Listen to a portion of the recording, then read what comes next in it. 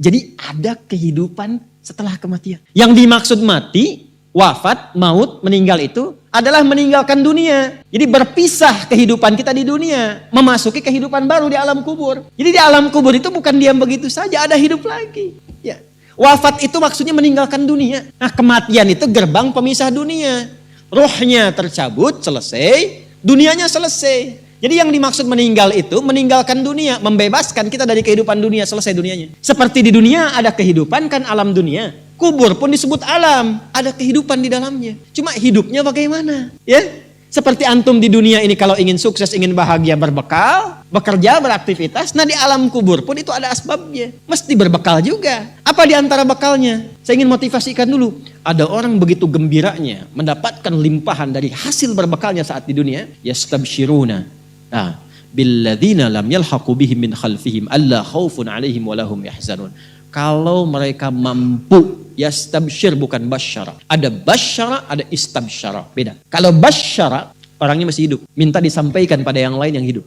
Contoh, Nabi Muhammad SAW masih hidup. Diberikan beliau perintah oleh Allah, sampaikan pada umatmu ini sekarang tentang keutamaan surga. Maka turun Quran surah kedua ayat 25. وَبَشِّرِ الَّذِينَ آمَنُوا وَعَمِلُوا الصَّالِحَاتِ أَنَّ لَهُمْ جَنَّاتٍ تَجْرِي مِنْ تَحْتِهَا. Tapi kalau kalimatnya menggunakan istabsyara, itu umumnya bermakna ingin menyampaikan tapi tak punya kemampuan menyampaikan karena keadaannya sudah berbeda. Perhatikan detailnya bahasa Quran. Orang yang wafat yang menjadikan hidupnya berdedikasi untuk menaati Allah. Di alam kubur diberikan kenikmatan. Saking nikmatnya pengen kasih tahu yang masih hidup. Wa yastabshiruna billadzina lam yalhaqu bihim min khalfihim. Mereka ingin menyampaikan pada yang masih hidup, gak usah nangis, jangan banyak meratap. Saya ini sudah mendapatkan kesenangan melebihi apa yang pernah kita dapati saat di situ itu. Kalau bisa cepat ke sini, itu kalimatnya. Kalau bisa cepat ke sini. Allah khaufun alaihim walahum yahzanun. Gak usah takut dengan kematian.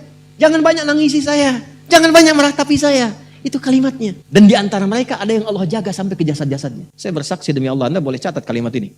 Saya kemarin waktu ke Mekah, alhamdulillah Allah tunjukkan beberapa. Ya, saya diantaranya berziarah ke makam Kiai Haji Maimun Zubair, Bahmun, termasuk ke ibunda tercinta Sayyidah Khadijah.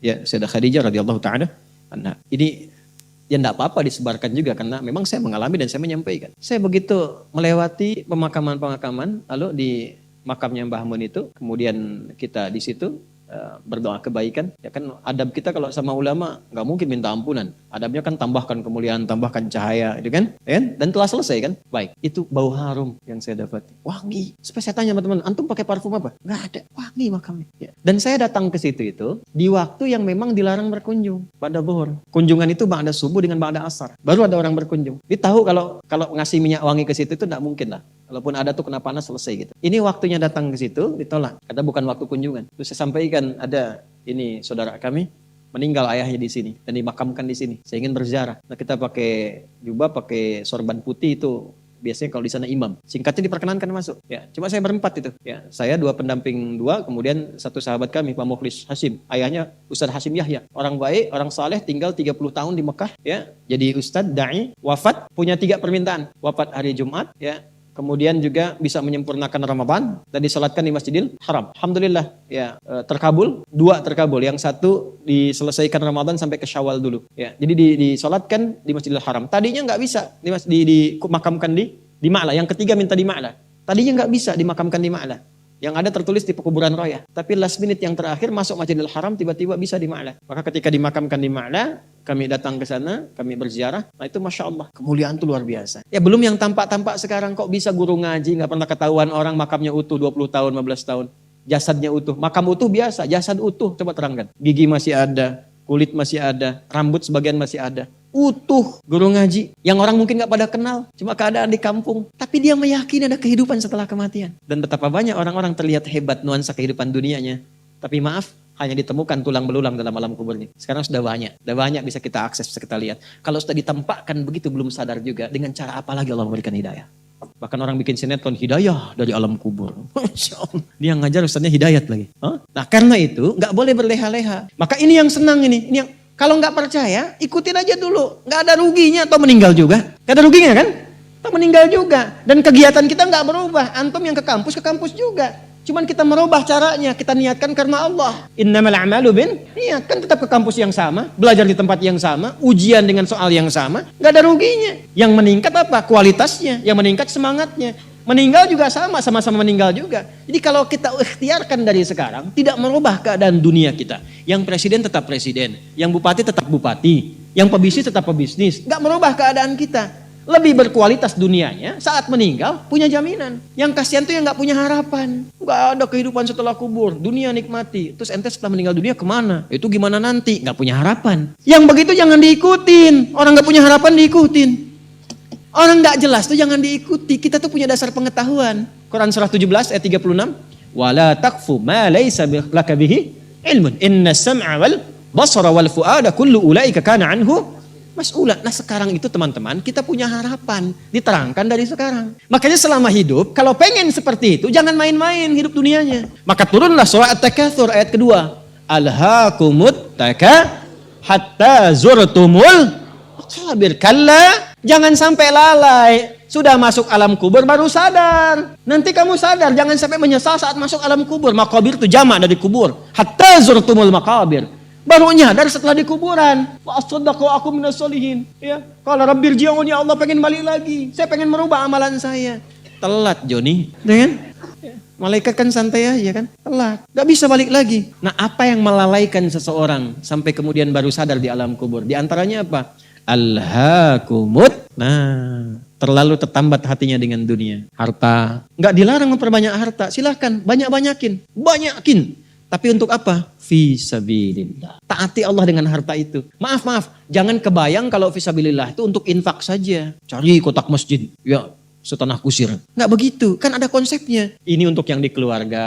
Bagaimana kenyamanan di rumah. Bikin rumah yang nyaman sehingga punya musalla. Ya. Anak-anak sekolahkan di tempat yang mengenal Allah, tingkatkan kualitasnya, pakai untuk umrah, pakai untuk haji, lihat saudara-saudara di samping, setelah itu lebarkan, baru ada babnya lagi setelah orang tua, saudara, kerabat, ada anak yatim, baru dibuka untuk umum, itu ada petanya. Nah sekarang pandai-pandai dengan harta, antum menghitung kebutuhan sebulannya berapa, tabungan pemetaannya berapa. Nah yang lewat dari situ, itu titipan Allah, bekal antum untuk mendapatkan ridhonya. Sebelum diambil, antum gaji 30 juta. Kebutuhan rumah tangga 15 juta, tabungan 5 juta. 10 juta itu bekal tabungan antum tuh akhirat. Maka babnya keluarkan di Quran. Apa bab ibadah lewat harta? Tunggangi itu. Jangan terlalu bergantung. Nanti begitu meninggal baru sadar. Mau balik lagi gak bisa.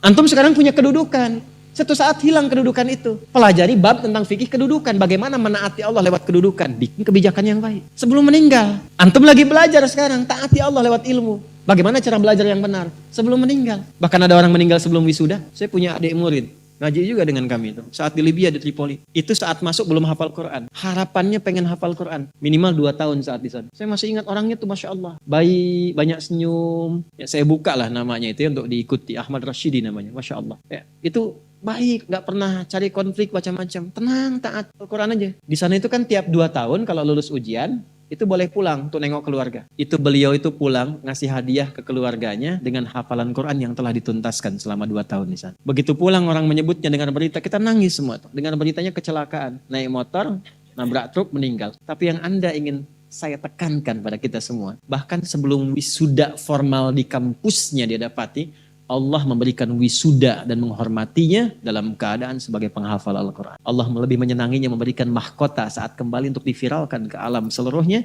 dibandingkan dia mendapatkan pujian dunia dengan wisuda dunianya.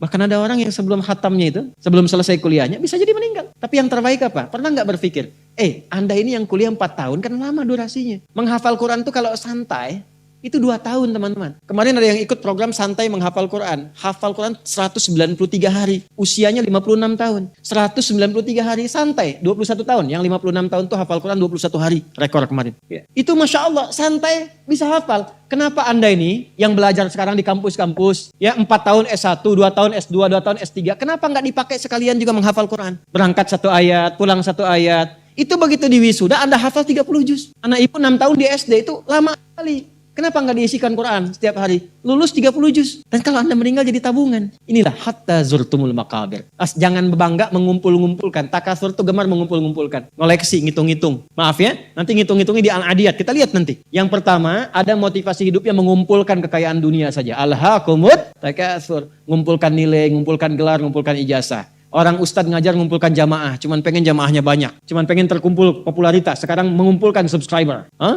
Ustadz pun gak bebas itu, gak bebas, hati-hati, gak bebas dengan ini, hati-hati. Ada yang kerja ngumpulkan harta aja, ya, ada yang ngumpulkan hitung sebanyak-banyaknya, sampai lupa, tidak menjadikan semua itu sebagai bekal pulang. Selanjutnya, Al-Adiyat ayat 9. Afala ya'lamu idza bu'athira ma fil qubur wa husila ma fis. Tuh, ini untuk pelaku maksiat. Yang banyak berbuat maksiat. Apa nanti nggak malu dan nggak khawatir kalau itu diungkap di alam kuburnya? Silahkan Anda tutup-tutupi saat di dunia. Tapi kalau nggak ditobati, di alam kubur akan terasa. Saya ulangi, di alam kubur akan terasa. Silahkan tutupi. Jadi ada dua tipe pelaku maksiat ini. Yang pertama, pelaku maksiat yang menutupi kemaksiatannya, tapi tidak tobat. Ya, awas, ini tipe pertama. Yang saya maksudkan pelaku yang tidak tobat ya, bukan yang tobat. Jadi pelaku maksiat, dia sadar dia maksiat. Dia bisa tutupi dari manusia, tapi dia pilih nggak tobat. Nah ini nanti akan diungkap di alam kubur dan diberikan satu muqaddimah azab nerakanya. Yang kedua, pelaku maksiat yang sadar dengan maksiatnya dan secara terbuka dia bermaksiat karena merasa kuat dengan menunaikan atau mengerjakan perbuatan maksiat itu. Ya, biasanya nanti ada kita akan lihat nih. Ya, nanti di Quran banyak tipenya. Ada yang punya kedudukan, ada yang punya harta, karena merasa banyak harta dia bisa bayar, bisa bayar, sehingga nyaman dengan maksiat. Ya, terancam, bayar, selesai.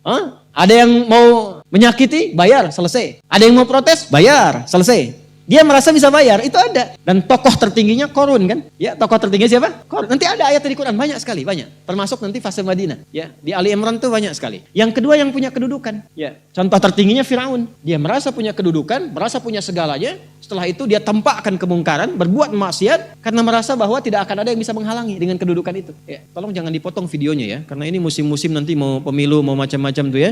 Saya ingatkan tuh, hati-hati loh. Ini bahasan an-naba bukan macam-macam. Ya, nanti saya di akhir saya ingatkan lagi. Sekarang sudah mulai itu, ada potongan-potongan buat macam-macam. Saya tidak terkait dengan itu sama sekali ya. Balik ke sini. Nah itu dua tipe seperti itu, turunlah kemudian surah Al-Adiyat ini salah satunya. Afala ya'lamu idza bu'athira ma fil qubur wa husila ma fis, akan diungkap satu saat. Kalaupun Anda tutupi. Tapi bagi yang terakhir, perhatikan baik-baik. Bagi yang merasa nyaman dengan kekuatannya, baik itu kedudukan ataupun harta, sehingga terang-terangan berbuat maksiat dan merasa tidak ada yang mampu untuk mencegahnya, itu saat masuk kuburnya langsung ditampakkan neraka pagi dan petangnya. Di surah Ghafir, surah ke-40, ayat 46. An-naru yu'raduna 'alaiha ghuduwan wa 'ashiyya. Hati-hati, ya, hati-hati. Wa yauma taqumus sa'atu adkhilu ala fir'auna asyaddal adzab. Ya, dicontohkan langsung Firaun dan koleganya.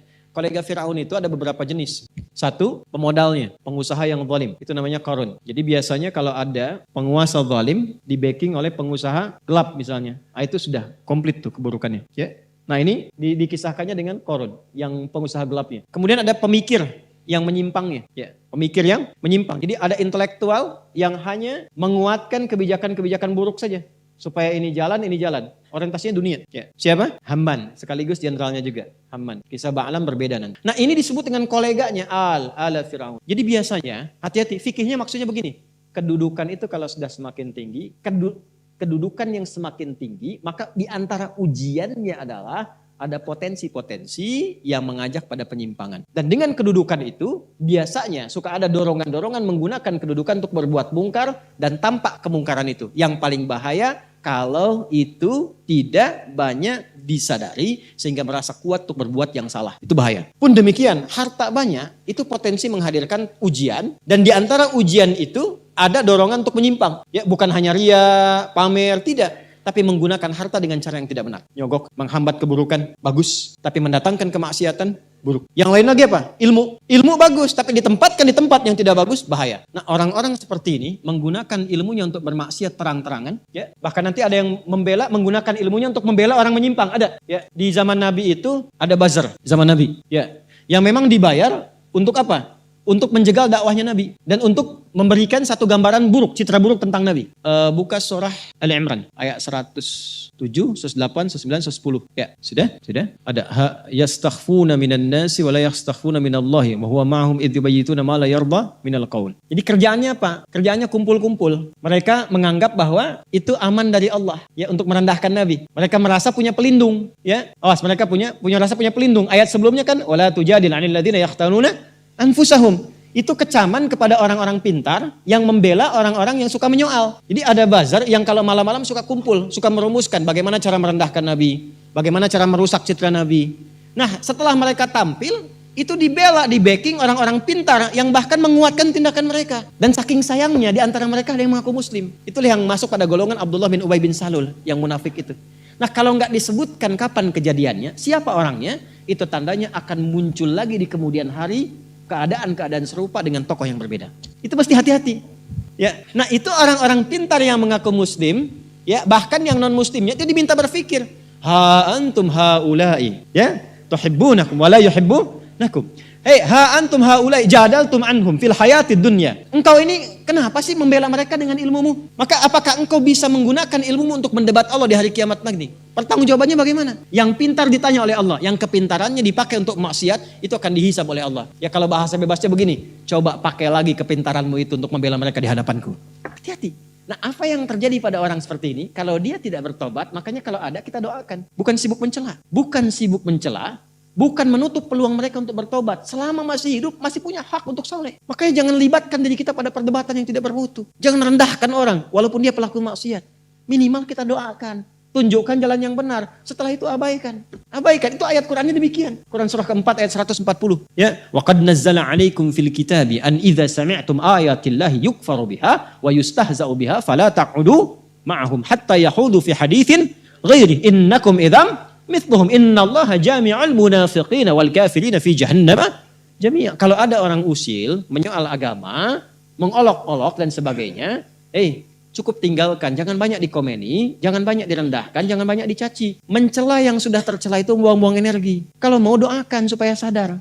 Atau terangkan yang benar, setelah itu abaikan. Quran itu indah sekali. Tapi kalau mereka nggak tobat, kita kasih tahu, ini ada ayatnya. Wah, kayak yang pernah ke alam kubur saja, terserah Anda. Tapi kalau nanti di alam kubur, minimal Anda tahu dulu sekarang. Ya kan? Minimal tahu dulu. Kalau mau merasakan nanti aja setelah ke kubur. Saya cuma mengingatkan apa yang Allah sampaikan. Apa yang Allah sampaikan? An-naru yu'raduna 'alaiha ghudwa wa 'ashiyya. Ditampakkan neraka jahanam pagi dan petang. Jadi setiap waktu cuma neraka aja tampak. Pernah dengar enggak kalimat ini? Enggak ada tuh siksa kubur, yang ada cuma tidur aja. Pernah dengar? Bagaimana cara menjawabnya?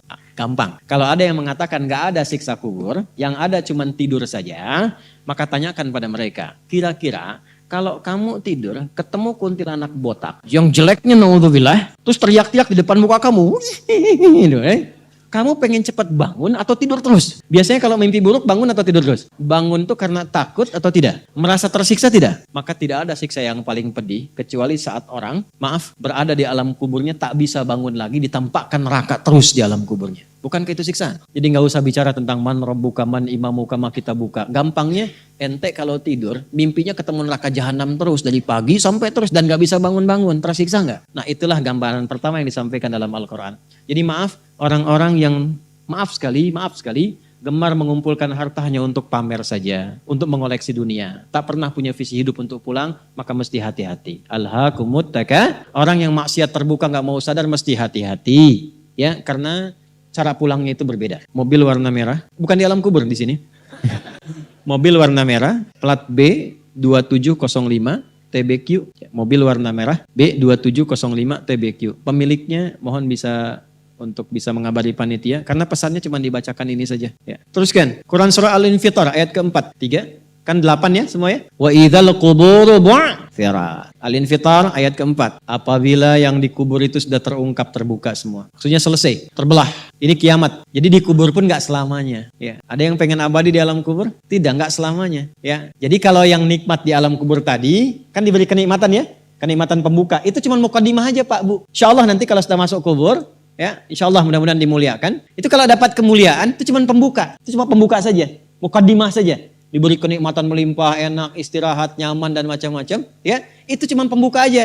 Nanti satu masa selesai di situ. Wa idzal quburu bu'thirat. Selesai semuanya. balik kita ke alam lain, puncaknya ke akhirat. Nah ayat ini, Al-Infitor ayat yang keempat ingin menegaskan di alam kubur pun tidak abadi, pindah. Oh berarti yang pelaku maksiat tadi menyimpulkan, gak apa-apa kan cuma sementara mimpinya bangun. Iya Cepi, cuma saat bangun lebih dahsyat. Jadi yang dimimpi keluar semua. Terus Quran surah Abasa, ya, surah 80 ayat 21. Baik, pelan-pelan. Kalau tadi kan sudah diungkap ya, di kuburnya bagaimana, nikmatnya bagaimana, bahayanya bagaimana yang mengancam. Nah, sekarang kita akan masuk ke kubur tidak? Akan masuk tidak? Nah, maka di Abasa ini diingatkan. Quran surah 80 ayat 21. Tsumma amatahu fa'aqbarah. Orang yang hidup itu satu saat pasti akan diwafatkan. Kalau sudah wafat akan dikuburkan. Di semua kita tidak ada yang bebas dari penungguan di alam kuburnya. Tadi tunggu.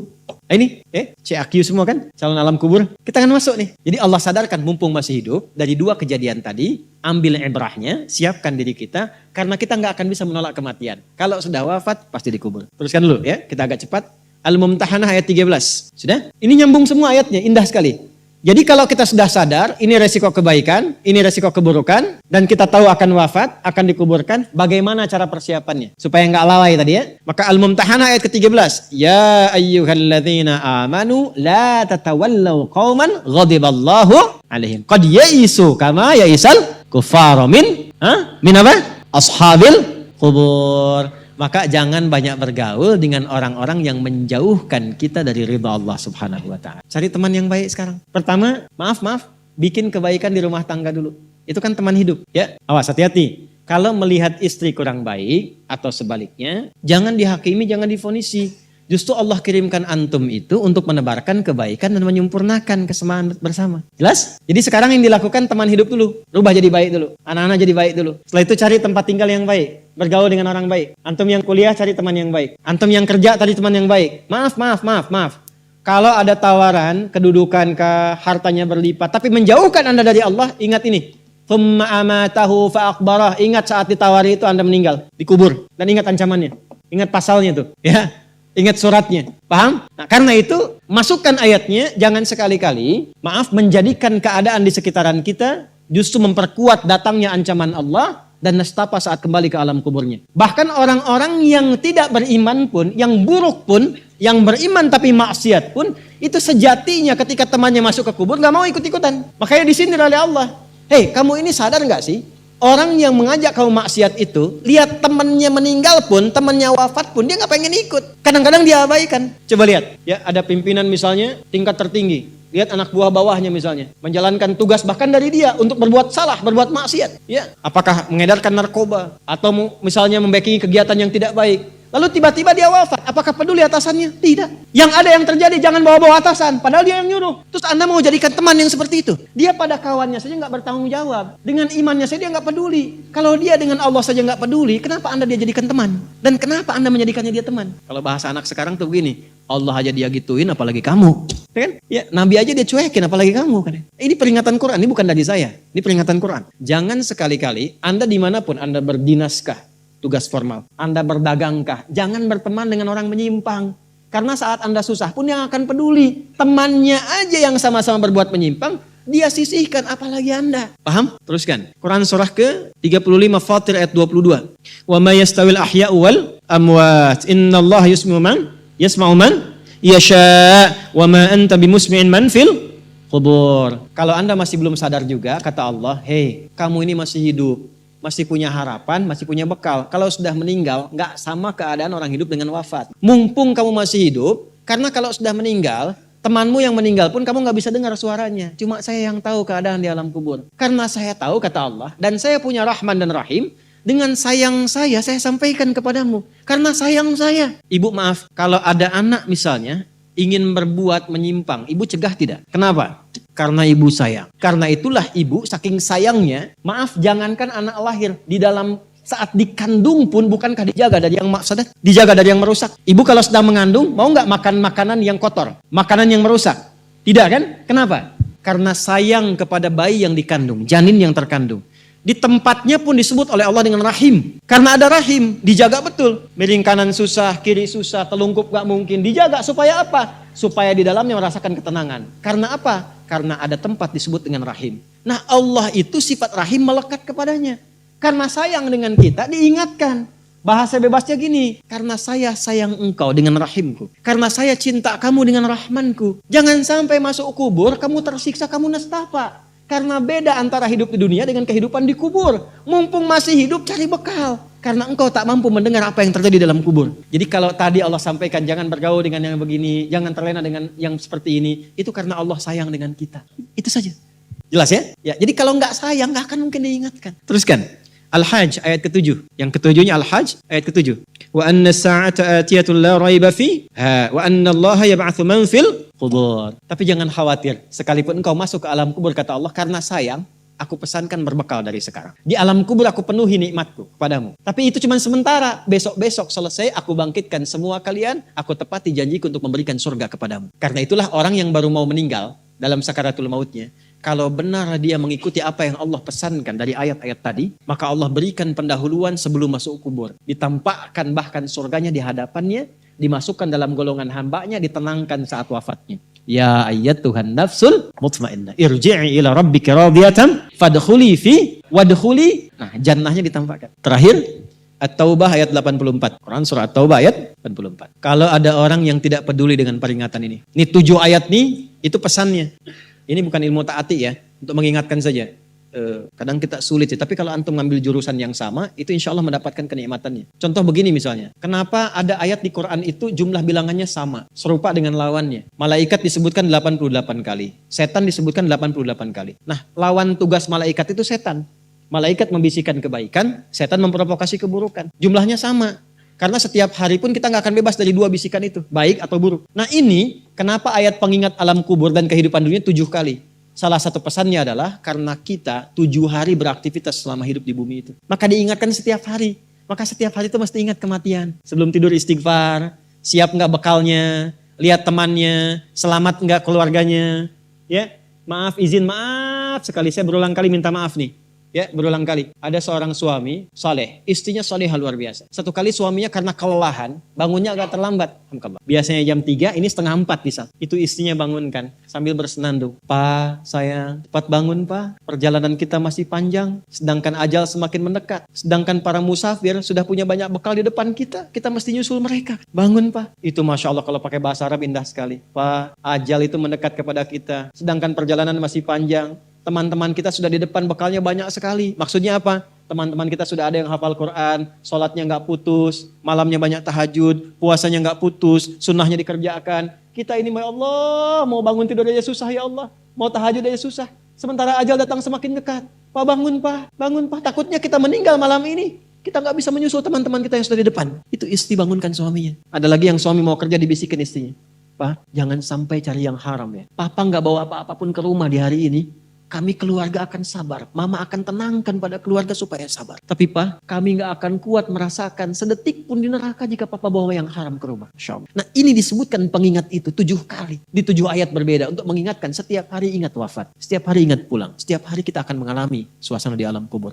Jangan sampai meninggalkan dunia dalam keadaan yang terancam. Kalau masih gak sadar juga dengan pengingat ini, muncul ayat ke-8. Muncul ayat ke-8. Di At-Taubah. Ayat 84. Tempatnya pun at-taubah. Ngajak taubat dulu sebelum diingatkan. Tapi dasar karena nggak pengen taubat juga, maka munculnya ancaman.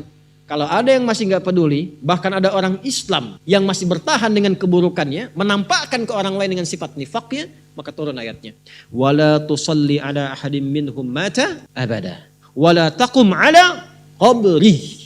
Allahu Akbar. Innahum kafaru billahi wa rasuli wa matu wa hum fasiqun. Kalau ada yang masih begitu dan Anda lihat diingatkan susah, masih menampakkan kemaksiatan, Allah langsung memberikan ancamannya. Kalau dia bertahan demikian sampai dengan wafat, gak usah disolatkan. Jangan sampai berdiri di depan kuburnya katanya. Kurang apa lagi? Tiap hari diingatkan. 7 kali, 7 hari beraktivitas, 7 kali diingatkan. Diberikan kasih sayang, diarahkan pada yang benar. Ditunggu sampai tobat, tapi masih mengancam, masih menampakkan kehebatannya sampai dia wafat. Maka peringatannya apa? Orang-orang yang sengaja menantang berbuat maksiat, menghalalkan dosa yang besar, itu dihukumi oleh Quran. Kafaru billah. Yang menghalalkan dosa besar itu dihukumi kufur. Tapi jangan sembarangan, ya, jangan sembarangan menghukumi. Karena ada yang punya otoritas di situ. Gak boleh Anda sembarangan, ini kufur, ini togut, ini gak boleh, gak boleh. Ada yang punya otoritas dan ada yang paham fikihnya. Gak boleh sembarangan.